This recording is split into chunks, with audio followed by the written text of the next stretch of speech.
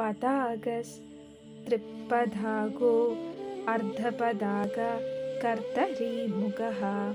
मयूराख्यो अर्धचन्द्रश्च अराळा शुगतुण्डगः मुष्टिश्च शिखरागश्च कपित्तकडगामुखः मुष्टिश्च